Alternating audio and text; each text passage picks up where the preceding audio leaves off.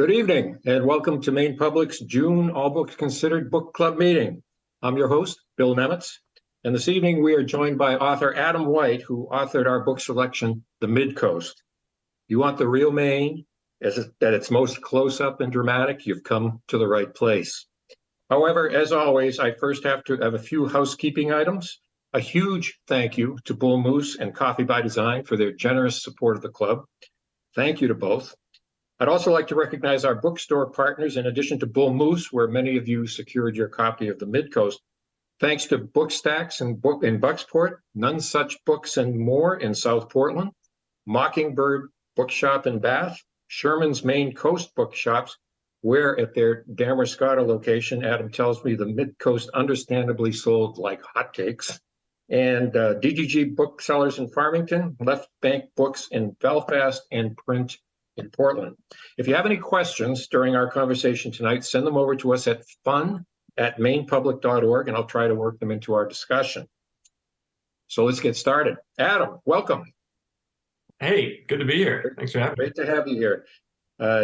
Born and bred in Damerscotta, or not born, but bred in Damerscotta. Yeah, born in Boston, but 3 years later shipped up to Damerscotta. Right.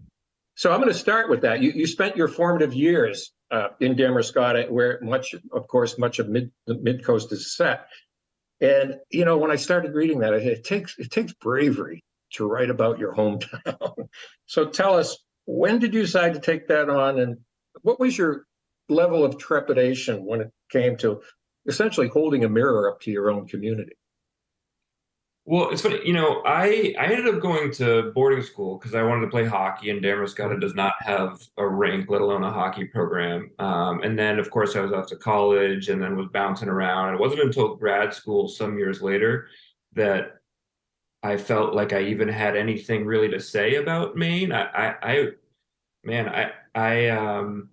spent a lot of time feeling like, well, that's where I'm from. That's not all that interesting. Why does anybody even care where I'm from? And so I would write about other stuff. And then when I was coming up with the idea for the Midcoast, which was in grad school, I also had a lecture from a professor named Benjamin Taylor, a writer who almost offhandedly said that we all write about home. Sometimes you just have to leave home to write about it. And I always enjoyed the lecture, so I was listening, but I really perked up when I heard that. It almost felt like it gave me permission to write about the place where I was from. And then after that, I didn't think much about it. Until the Midcoast came out, I was not a published writer, so it never felt like there was any threat of anybody reading anything that I was writing. I'm just I'm just putting it down on the page kind of for my own entertainment. So it's funny, after you work on the book for so long, or after I did, it almost hadn't occurred to me that people in Damerscotta would read it, might have opinions, and it's such a surprise that people actually read it. The book's in print that it almost felt like getting ahead of myself even to consider what the reaction might be. Well, one thing about this story, I found it's both dark, quite dark at times, and at other times you chuckle at that dichotomy between the perceived Maine and the real Maine, and they're often in the story playing out in plain sight of each other, yet almost at the same time invisible to each other. So in portraying that age-old contrast between true Maine and, I guess we'll say, those from away, what was your goal? Was it a better understanding by everyone of what Maine and the Midcoast in particular are all about? What did you want to convey to people about that part of Maine? Well, again, I'm not sure that I had it in mind that there was one message or takeaway that I wanted people to have. I suppose the one thing that I had in my mind as I was writing is wanting to write just as authentically as possible and to get it as right as I could. And so we can talk more about the process of writing the book, but originally when I wrote it, it was just about this family, this lobsterman family, the Thatches. And I just wanted to tell a good story about this family. Ed Thatch is a lobsterman, and he wants to give his wife the life that he thinks she deserves, turns to crime to do it.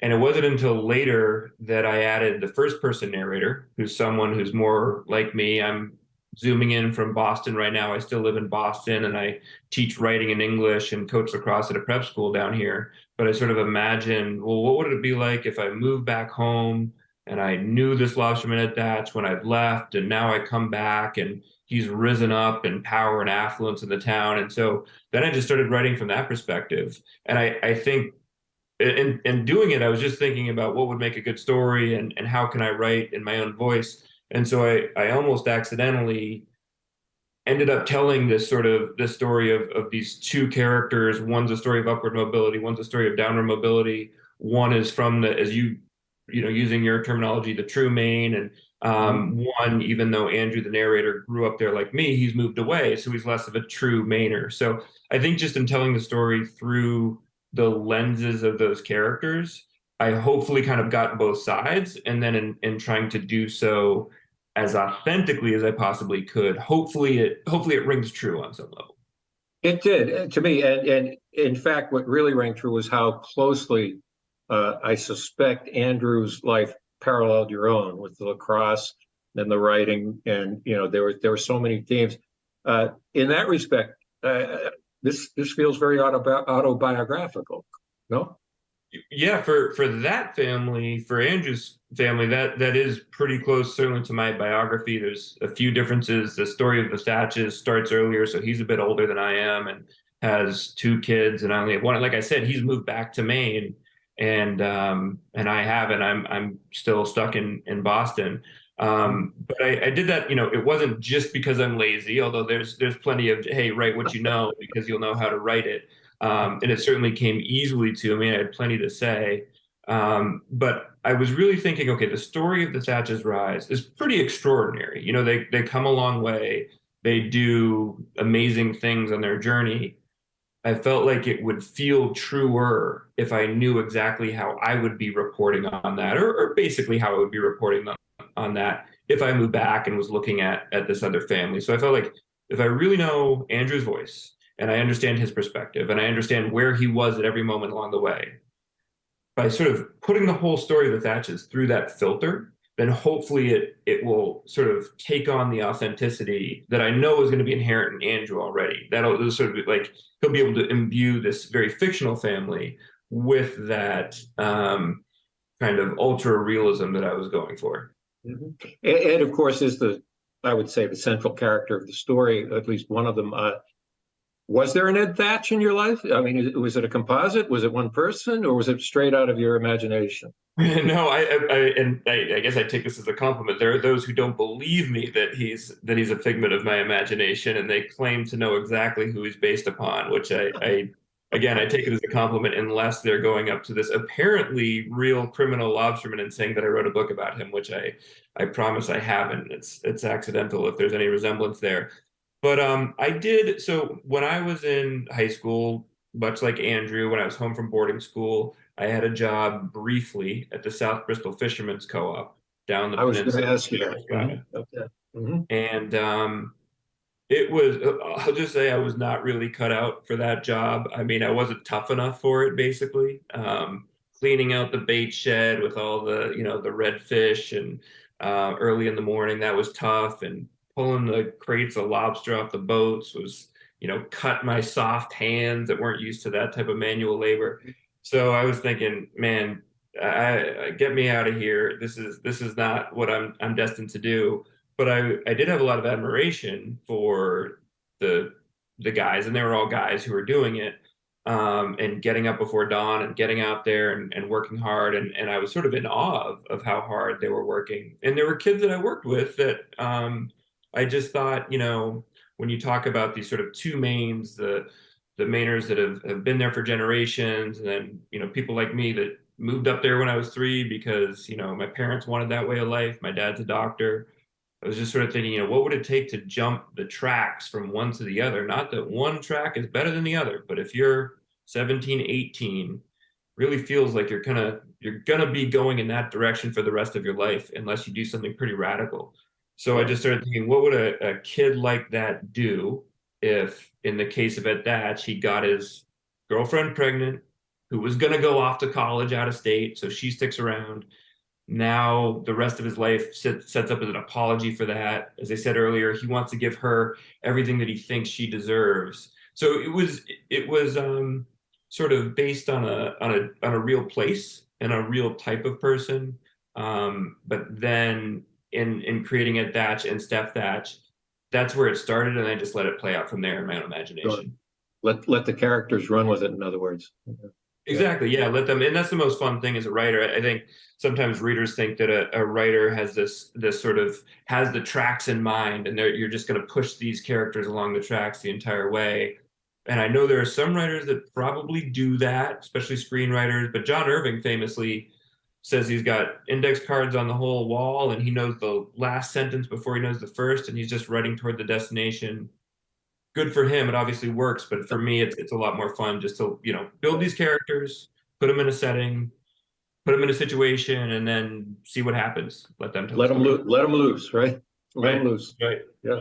Well, I got to tell you, when I happened to read when Andrew first arrives at the bait shed that first morning, I happened to be reading it over breakfast. And with the description of the inside of the bait shed, having been in those kind of places, it's hard to capture smell in writing, but you nailed it. I don't think I finished my breakfast that morning. It's not fun. Oh, that's all right. The other thing that struck me is I've been traveled that area between basically Bath and Bristol, I would say, many times over the decades, and I was really struck by the spot-on accuracy of your descriptions. As you go down Route 1 down through Wiscasset and the approach to North Haven, Main Street, Damascotta, even Lewiston, Auburn, where some really dark things happen. I told you when we spoke earlier, I felt like I was reading an old Maine Gazetteer, as you had these things pinpoint accurate. And I think that lent, at least those of us here in Maine who know it lent this air of authenticity to it. So was that on memory alone, or did you have to do some recon to make sure you had your places right, or was it just burned on your memory? It was mostly by memory. I've driven those roads, especially in Lincoln County. There was really nothing that I had to go back and look up or drive around. And I'm up there frequently enough anyway that I can always refresh my memory. There are a few things that I sort of, it's easy enough now on Google Maps to say, is this over here or over there? And would you be turning right here or left? Right. So there are a few things that I looked up. I did go back. One of the few places that I did go back and do research was Lewiston, like the Bates area. I'd been there visiting a friend in college, but hadn't been back there. And it was sort of the convenient and right place story-wise to set that scene that you're talking about. But I hadn't been there for a long time. And I find it's funny, I can invent characters, no problem. They might be composites, or they might just sort of jump out of my mind. Settings, I really need to know what I'm talking about. I really need to be able to picture that, have been there, have seen it, have felt it, get those smells right, all that stuff. So I did go back, much as Andrew does in the novel. I went back and just sort of poked around and made sure that I had it right, so I knew what I was talking about. But again, it's sort of write what you know. Like I knew down in New York in grad school, I could write Damascotta, Maine. I had it in there. It's that deep. We have a member of the audience who picked up on that same theme. He says, I'm a Bates alum, and I worked in Lewiston, Auburn for many years. The description of Lewiston was pretty harsh, but not inaccurate. It was not an advertisement for Bates College, and I wonder if you, as he puts it euphemistically, if you got any feedback on that. It was a pretty close portrayal of college life. Unfortunately, the moment I picked to go up to revisit Bates is similar to when Andrew does in the novel. It was, just a gray day in like early March or something like that. It was pretty bleak anywhere you looked in Maine. But no, Bates is a beautiful campus, and like a lot of small colleges or New England colleges, the area around it might be idyllic or it might not be. I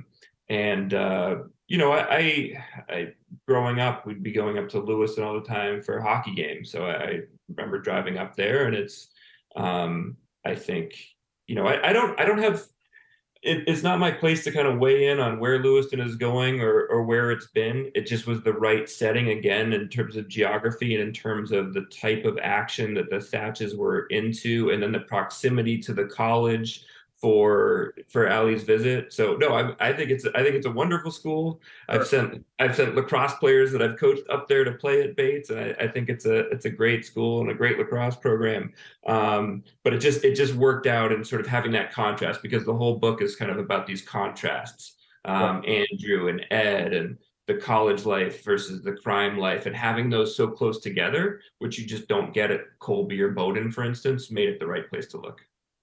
Yeah, and it supported the premise that Ed wanted to keep all that activity out of Lincoln County, so it was sufficiently far away, yet close enough so that he could draw that boundary, so to speak, around his county, which was remarkable to how successful he was in keeping that stuff out, at least for a time.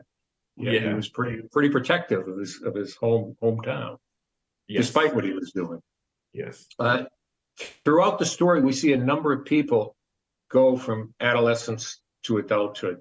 Andrew, Ed and Steph, Thatch, their kids, EJ and Allie, Ed's brother Chuck, the unforgettable Page brothers. All these, and the list goes on. These are all people who are coming up through life, and some of it's retrospective, some isn't. But I was wondering, as someone who lived there, I found myself pondering, with the exception of Andrew, because that's you, which among this cast do you think would have been your closest friend? Who did you like the most, or who did you have the most affinity for?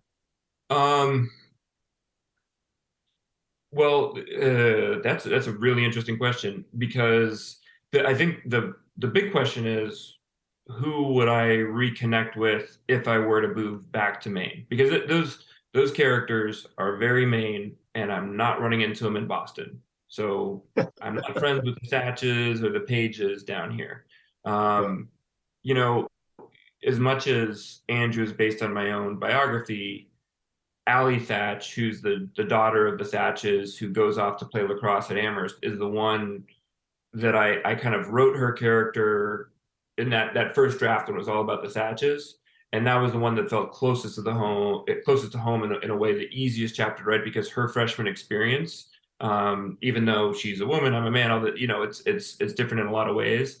That feeling that she has of being from Maine and feeling kind of alienated when she's at this much nicer school. Like, how do these people communicate? Where are they from? They all seem to be so comfortable with affluence and privilege, and even the concept of higher education.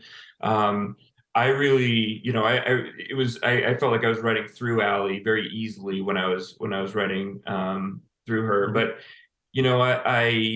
I like to think that I would have really enjoyed having a beer at the schooner with any of those characters. Certainly would like to run in the Jeep pond at the schooner. That'd be a good time.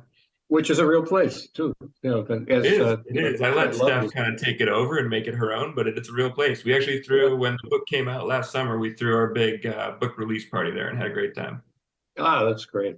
Speaking of which, we were going to ask you to read an excerpt if you have one, just to kind of give folks the flavor of the book, and those who may not have. Sure. So I'm just going to read the first two paragraphs from the prologue right at the beginning of the book. So it doesn't require any setup, and I think it'll hit on a lot of these themes that we've already been discussing. All right. So beginning of the prologue here. Back when I lived out of state, people always used to get excited when they found out where I was from. They didn't meet all that many Mainers. I was like a moose descended from a log cabin, wandering their backyard, eating their shrimp, and wondered if I was from anywhere near the town where they'd gone to summer camp or cruised in their custom sloop. Sometimes I was, sometimes I wasn't, but Maine is a large state with more coastline than California, I like to point out. Plenty of old gray villages like the one I grew up in, plenty of places to get lost or hide, especially when socked in by a heavy fog. Maybe they'd heard of Damariscotta if they'd ever taken a vacation to the Midcoast, but they tended to pronounce the name wrong and then ask what it meant, and I would say either River of Little Fishes in Abenaki or something Scottish. We weren't really sure. If they asked what the town was known for, I would have said brick making, then ice shipping, then oysters in this one little gallery that sells lobster buoys painted to look like political figures. But this was all before Maeve and I moved back home and bought our coastal charmer with a view, a listing so pyritic that its author, our realtor, met us at the door mid-apology and with a referral to a rodent removal service. Before my return, I was still telling that old joke whenever I needed to explain where I was from about the local who has to give directions to a visiting urbanite.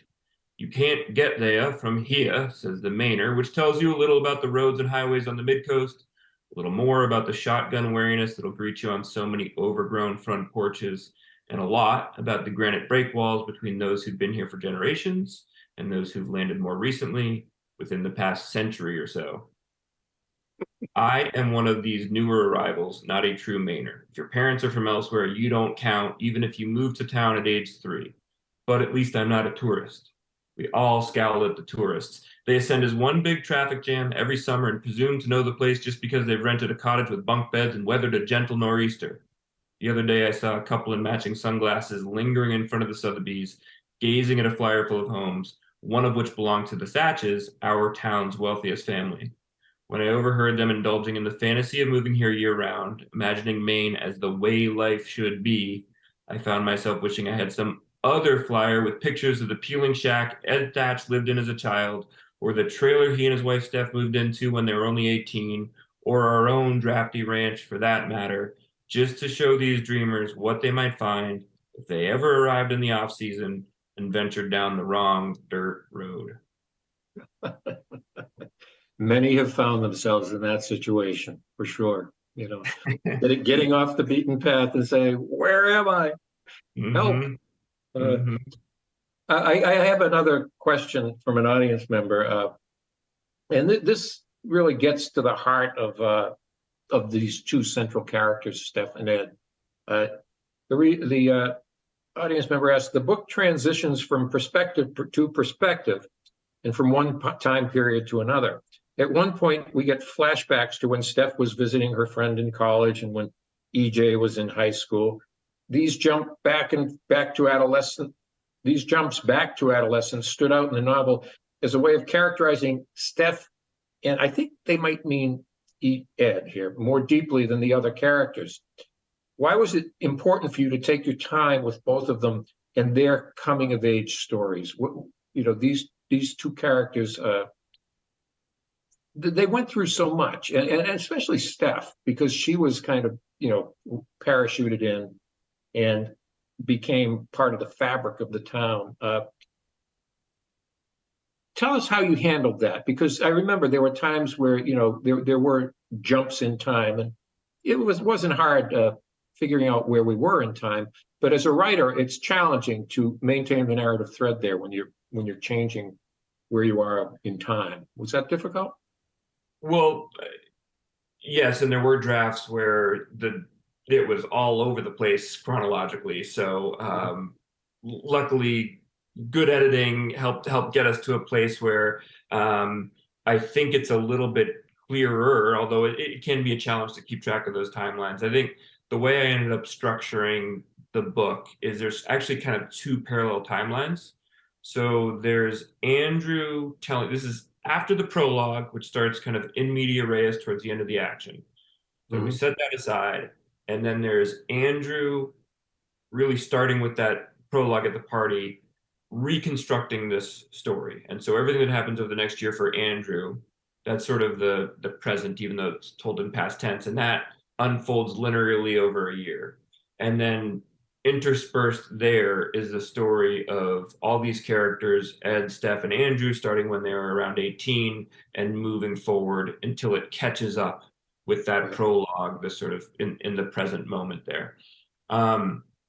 So because I'd written it in the third person about the Thatches, that actually was a pretty simple, straightforward. I kind of like shot the arrow and let it move through time, and that was actually relatively linear and easy to digest. I just didn't think it was great. So having to then invent the character of Andrew, the narrator, and figure out how he's going to report for some of these scenes that this reader is referring to, where he's not present, but it's sort of from Steph's perspective or from EJ's perspective or from Ed's perspective. That was a challenge. I had to sort of make up my own rules on how that would work. I decided that Andrew would be able to report on these scenes if somebody had told him about it or if he'd been able to read about it. and then he had to be honest if he didn't come by that information in one of those ways from a witness account. So that was the challenge. And that's how I ended up with the structure as currently written. I think a part of that question was sort of why go back and tell these character stories through the years? Why was that important? Why start in adolescence? And I think there's this sort of inciting incident or inciting incidents when Ed and Steph are 18. They come together. Maybe part of that is the bracelet. Andrew is sort of involved in this gift that Ed gives to Steph or doesn't quite give to her. They come together, but she gets pregnant, so she sticks around. She decides to be with Ed, and he decides to get her to stick around, he's going to steal that ring, you know? And so it's fairly easy for me to imagine the rest of Ed's life if this never happens. You know, eventually they break up like they were supposed to, and she goes off to college, and they probably never see each other again. And he marries somebody else and lives out his life as a lobsterman in, South Bristol. Whereas, and Ed kind of imagines this at one point, Steph goes off and maybe she goes to UNH and or even a Big Ten school, and she hooks up with this guy, ends up having kids and move into, some Midwestern city. That doesn't happen. And this sort of inciting incident or the rock that's thrown into the pond then has a ripple effect through the rest of their life. So I'm interested in tracking from that moment, just at the beginning of adulthood, what happens when these characters are thrown pretty radically off their tracks, and how does that amplify as they move through life? You were saying for Andrew. Andrew comes back having lived the life he was supposed to live, and he comes back and finds people who have been diverted completely from where he expected them to be. And so that becomes the investigation for him. How did this happen? I feel like I'm where I'm supposed to be in my life. They are not. What happened to make this so? How did they get here? Yeah, how did they get to this point? Yeah. Well, speaking of Ed and that relationship, another audience member asked, the novel ends with a line connecting everything Ed did back to Steph. And was that your intent? She might have been better. This person says described as his aspirational relationship with Steph, given that there weren't many true romantic moments between them. It seemed like everything was done as a means to an end, but was that end really worth it for Ed, given what happened to EJ? Was it really worth it for Steph? And did she even know or care what Ed was doing? There's a sense around, and I hear what the audience member is saying, because Ed, for all the stories about him, is still somewhat of an enigma. You know that there are things going on in his head, but he doesn't articulate a lot of it. He kind of speaks with his actions, not with his words. And he has a value system that is, unusual. Did you want to keep the reader guessing as to what's really going on inside his head, or some people might think it was evil? In a way, we don't have, even though many of the sections are told essentially from Ed's perspective, we don't have quite the same access to his thoughts as we do to some of the other characters, which can create that distance, kind of like what is driving this guy. You could argue that he takes the most action as a character. He's the most important character. Maybe he does the most interesting things, but he's not the most interesting thinker. And for me, one of the reasons that I had spent less time in his mind is actually I actually don't find him inscrutable at all. Quite the opposite. I think he has a moral compass that is just like locked in on what does Steph want and need, or what does he think she wants and needs? Because you could argue that he misunderstands or he sort of misreads what she really wants. I don't think he does that much. I think she might claim that she wants something other than he's been giving her. But it's sort of he doesn't really second guess himself much. He kind of makes a decision and goes with it. And all other moral questions really fall by the wayside if that's what Steph wants, if that's what's best for her and the family. Especially Allie starts becoming part of that moral equation as as she grows up. How that affects Steph and their relationship, and whether it's all worth it, which was a part of that conversation, that feels much more complicated to me. I think Ed's kind of a simple actor. How I don't think Steph is a simple actor at all. I think she's dealing with layers of self-denial, and what does she know to be true versus what is she telling herself. I think she's invested in this narrative of the kind of bootstrap. Hey, we pulled ourselves up through elbow grease and hard work. That's why we are where we are. It's very important to her to project that as a small town politician. It's who they are, and I think she convinces herself of the truth of that well enough to turn the other way. But that's where it gets darker and complicated is how much do they know, and it can't possibly be worth it if this leads to the loss of a child, I would say. Yeah. So if because that's the end result, then no, this was not worth it to try and get where they are. But that's that not that it's a morality play or anything, but that is sort of that's the danger. That's what they're flirting with by trying to do what they're doing. But yet Steph goes through this gradual transition, and it's probably best typified by when she starts sitting down with Andrew and answering questions. And she seems to be reaching a higher level of awareness at that point, to the point where finally, she's fully aware of what's going on. Why, in your mind, why did she agree to do that? Why, when Andrew wanted to talk to her, and you walk up to someone and say, especially a family like this, I'm writing a book about your family. Would you like to talk? Most people, at least many of, would say, yeah, thanks, but no thanks, or get off my property, or something like that. Yet she was receptive to this. She had, if I recall, the lawyer present for some. Lawyer's there, so she can't get in trouble. Yeah. So that left me wondering, what was her purpose in answering Andrew's questions? What was she trying to cover herself or make sense of it all? Or?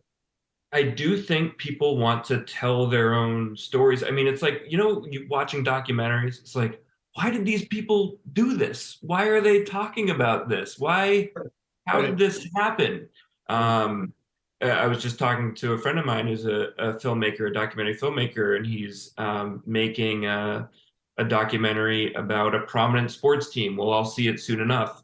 And he's saying everybody's involved, owner, coach, players, and this is a notoriously secretive operation. You might be able to guess who I'm talking about here. And they're all involved and they're all talking. And if they hear the coaches talking, then the owner's going to talk. And so I think once she knows that this ball is rolling and Andrew's going to write this book, it's either going to be authorized or unauthorized. And she feels like, well, again, it's about controlling the narrative for her. She feels like she's controlled the narrative her whole life. And so this is another opportunity to go in there and put her own spin on it. As Andrew remarks a couple times, like she might be thinking she's putting a spin on it that sort of puts her family in a more positive light, and she might not be. It might not be coming across exactly the way that she thinks it is. But at least she can try and explain it. And there's more self-awareness, I agree. I think there's still a note of righteousness in her. Like, she really wants people to know that she did the right thing, and even that her husband was bizarrely trying to do the right thing through most of his life. Self-justification, in other words. Yeah. This is I'm not a bad person. That kind of self-defense kind of against what others might perceive. People want to explain themselves, I think. They want to tell their own stories. And so look, in a lot of situations, other characters, other real life people may have said no thanks to participating in Andrew's book. But luckily for the book, she says yes and sits down with him. Yeah, because she provides a lot of insight and fills in a lot of gaps, and where he, like as you said, Andrew wasn't there, but if he slips into dialogue based on what Steph said, you're there. I think the conceit is we know that Andrew is filling in some color with having to invent the dialogue and putting his own sort of poetic spin on whatever Steph might be giving him or another character might be giving him. But we can hopefully trust to some extent the accuracy of those moments because it's been reported to him. Yeah, we have another listener who just wrote in that at times this person did wonder who you were writing about. This person grew up in Waldoboro, and as part of my life was spent surrounded by fishermen and clammers. We actually knew a handful of men who got caught dealing drugs in the 80s. So this was very close to home. And I'm sure there are many people up and down the coast who could say the same thing. And this left me feeling like, you did, beyond that strong sense of place with the physical descriptions, you do depict very well the underbelly, if you will, of life along coastal Maine with the corrupt police, the lobstermen who who have their own brand of law enforcement, which we all have witnessed before.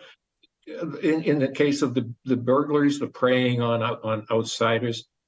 And it left me wondering, because as the listener says, we hear these things. Sometimes we read them in the newspaper all the time. Are these things that while you were away for high school, but in the time you were there, or your parents, were these real stories? I mean, were these things that you heard about? The idea of going up and down the coast in the fog and breaking into expensive homes and No, so the one thing that, of course, you just alluded to this. Of course, I was familiar with the sort of rough and tumble reputation of some lobstering gangs. You hear about the turf wars. You go into the wrong harbor and you're gonna get a node in your trap or something worse than that. So and or that your was boat sunk. Yeah. So when I was coming up with the idea for the book, I was thinking, this is a world where, I might have a character who's so enamored with this girl that he's going to change his life for her, but he's also the type of guy that would be able to wield a shotgun credibly. One of the not national pastimes, I guess local pastimes. When I was growing up in Damascotti, you'd see all the bullet holes and stop signs, and that's because guys were driving around in pickup trucks shooting stop signs. That was a sport, just like mailbox baseball. That's right. Time-honored tradition. Sure. So you can imagine a guy like that might be capable of breaking into a house or two and then ramping it up from there. As it turns out, it's not that hard for me, and hopefully this rings true and felt plausible, but it wasn't that hard for me to think like a criminal. Once I decided, all right, how's he going to get a ring and how's he going to get money? And part of it, there's an old joke, I hope nobody with a criminal mindset is tuning in right now, but doors are mostly left open, when you're growing up in the Maine coast, and it was sort of a running joke. Why are people trying to break in the city and they got to deal with alarms? Just drive up to Waldoboro, and when somebody's not around, you go take whatever you want to take. So it felt like if these were guys that could get in and out on their lobster boat, and they take some precautions, but they go in at night or they go in under the cover of fog, who's going to know what happened? And that's all before anybody had ring cameras or anything like that. It seemed like you could do this pretty easily and it'd be undetected. And it goes back to what I was reading about Maine having more coastline than California. There's a lot of nooks and crannies and a lot of places to get lost. And how are you going to trace that boat back to South Bristol? When did you come up with the gray boats? That was a great detail of how the boat just disappears into the fog. Was that just an epiphany for you, or did you see anyone who had gray boats? So, because I wrote some of that stuff so long ago now, over a decade ago, I can't honestly answer where I came up with some of those ideas. So again, it might be just me brilliantly thinking like a criminal, or I might have figured it out from, been watching a show where there's a gray. I don't honestly remember. But it also might have been it occurs to me now, like if you go by Bath Iron Works, those boats are gray, and I think they're probably gray for a reason, because they're going to be more likely to blend in with the weather. So so he had his own little navy. Yeah, you can say that. Yeah. Right.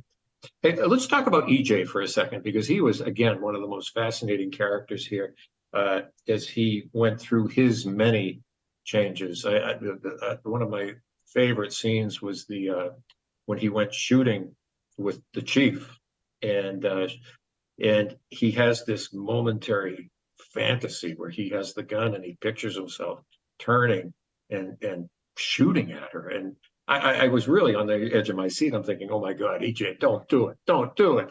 And fortunately, he didn't. And then he becomes a cop, and he gets absorbed into the criminal enterprise, of course. But then, when it really falls apart for him, and I don't know if it was impulsively or premeditated when he commits those murders, or I guess we could call them, in the driveway, and disappears and goes on that journey. And someone, I think it was somewhere, if I recall, in the Midwest or Ohio or someplace like that, where he met his demise. And so it's kind of like the old Dallas question: who killed EJ? It's a good question. Those dots are not fully connected in the book. I think so. You mentioned the Pages. Dougie Page is kind of the black sheep of the family and the whole. He was my suspect. He was my number one suspect. He's down there. He's been trying to. He's not. He's kind of a low life. He's a young kid, and so he thought he was going to make good money with the Thatches, and they shut down operations. So he's trying to get in with Lewiston. Coincidentally, he's down visiting Allie Thatch when EJ cruises through. Dougie sees EJ. He's in touch with Lewiston. He's probably able to tip them off that, hey, EJ Thatch is here. Now EJ's driving a Damascotta police cruiser. So right. Once, it's not going to be hard to track him out of Amherst. You get on I-90, they're going to be able to find him. And then it's just a question, I think, for those tracking him, of finding the right time to do it in a way that won't be tracked back to them, or calling ahead and hiring the right people to do it wherever they're going. So, I don't even know. It's from behind. I don't know exactly who did it. I know probably the chain of events that led to his demise and who called the shot. But we never see it from that sort of bird's eye view. This is exactly what happened. Right. But yeah, I did the kind of reverse engineering on that myself and said, okay, who had reason and was closest to him most recently? And of course, it was Dougie.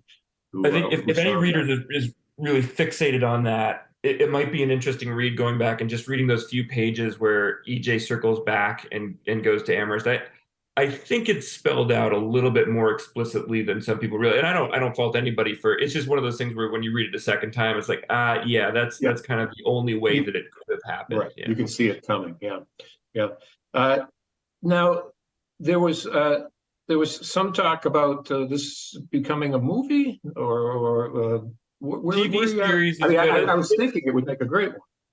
Yeah. So the interesting thing is that it has been purchased, or the rights to it have been purchased by Disney. It would air on Hulu, and it was bought and is being adapted as an ongoing TV series, so something that would run multiple seasons, like a Sopranos or Ozark.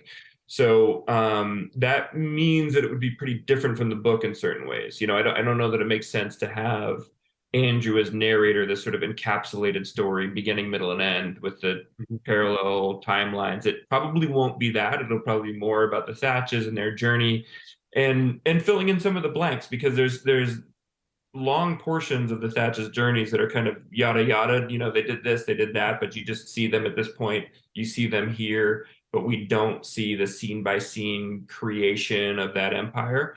So we'll see. It's all in development. There's a showrunner who's working on writing the pilot as we speak, or can't really because there's a writer strike going on. So I guess not as we speak, but we'll see. I think it'll be quite different, but hopefully will ring true in all the same ways that the book does. It sounds like it might hew back to your original concept of the story, and just do that straight line narrative. Yeah, ironically, probably closer to that. Again, we'll see, and a lot can happen in the construction of it. But probably closer to how it originally conceived it. Yeah. As someone who now teaches high school kids writing in English, I got to ask: did you assign your book to your class? Did they know you were writing it? Did I assign it? I thought I signed books for my class. Like here you go, guys. Either way, no, I haven't assigned it.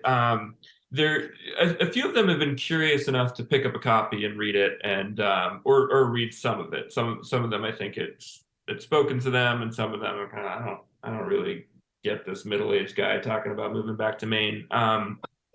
But it's funny, before some of my students knew I was working on it for a very long time and wanted to read it. And finally, when it was getting published, I had it in PDF form, and it was at the time of the year when my seniors were working on their senior projects, and I'm always just encouraging them at that point to read what they want to read and what's most helpful to writing the senior project. And a couple of them said, well, can we read the Midcoast?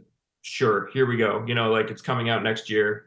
And one of the final edits was one of my students catching a fairly embarrassing mistake by me. In that prologue, there's Maine's most famous all-white reggae band is playing a cover of a Metallica song. Yeah. I'd written as Enter the Sandman. It's Enter Sandman. And he said, Mr. White, I think it's Enter Sandman. You wrote Enter the Sandman. I said, yeah, it's because it's Enter the Sandman. What do you know? You're senior in high school. I know Metallica. You're talking to me?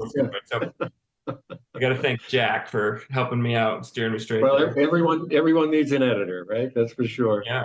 Now this book, I would say a couple of readers have astutely pointed out a few mistakes. So if you're reading the hardcover, it is slightly different than the paperback. If you're reading the paperback, because a couple readers pointed out that I had used the phrase port of call incorrectly. So I always thought that the port of call was where the boat was from on the stern. It says Damariscotta or Casco Bay. Yeah. It's a point on the itinerary, and I had that wrong, so I was able to change that in the paperback. Yeah. And then Bill Mook, oyster farmer from the Damariscotta River, pointed out that I had the pH levels backwards, and so I needed to fix that. Well, I don't think many people would have picked up on that one. That's for sure.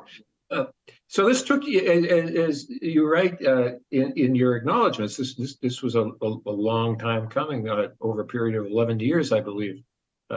You wrote it, and now that it's behind you, what's next? Do you see another novel in you, or yeah, I'm working on it. So actually, the Midcoast took long enough to write and publish that for a while there, while I was waiting to hear back from an agent or an editor, just waiting for the book to come out, I was able to start a new book, and I'm close to finishing a draft of that now. It's quite different. I always joke it's very different because the narrator's from New Hampshire, not from Maine. So we're yeah, that's two different planets. Really stepping out of my comfort zone here. And it deals with some of the same class dynamics, but actually inverted, because it's a working class kid from New Hampshire, goes out to Columbia and ends up rooming with this fabulously wealthy New Yorker. And so the working class kid kind of gets taken in by this family and starts to learn their ways. So that's what I'm working on. I'm hopefully finishing it this summer, and then we'll see what we can do with it. How long did it take you to work "Live Free or Die" into the text, or have you done it yet? Well, now I'm realizing that I haven't, so I guess maybe that'll be the final line. Okay, well, when I see that, I'll remember this. We'll be in the acknowledgments. What's that? We'll be in the acknowledgments. Okay, there you go. There you go. Well, Adam, I wish we had more time, because it's just so fascinating talking about. It's one of those rare cases where you can read a book and given the familiarity of it, feel like you're living it at the same time. And having spent some time early, I came to Maine 45 years ago and landed in Rockland. And so, close enough. And you actually touched down in Rockland once or twice in the book. And it's always a thrill when you read a book like that. And because of your familiarity, you feel like you're actually walking around in the book. And I think that's what a lot of folks here in Maine probably felt as they read it. So great job, really great job. And very enjoyable book. And I'm recommending it left and right, because if that's not a beach book, I don't know what is for this summer. It's one of those. Thanks for recommending it. Thank you for getting everybody to read it. And the paperback is even more portable than the hardcover. So works well getting to the beach. There you go. Well, great job. And thanks for being with us. tonight. We really appreciate it. Thanks for having me on. It was a lot of fun. Sure. And before we close, I do want to give another shout out to our sponsors, Bull Moose and Coffee by Design, for supporting these gatherings. And looking ahead to July, our July book club selection is Lucky Turtle by Bill Rohrbach. And that will take place on Thursday, July 13th at 7 p.m. Now, that's 3 weeks away, folks, so you better start reading. We're going to have to move fast on that one. And that's what we have for tonight. So thank you all for joining us. I'm Bill Nemitz. We'll see you in July, and have a great rest of your evening.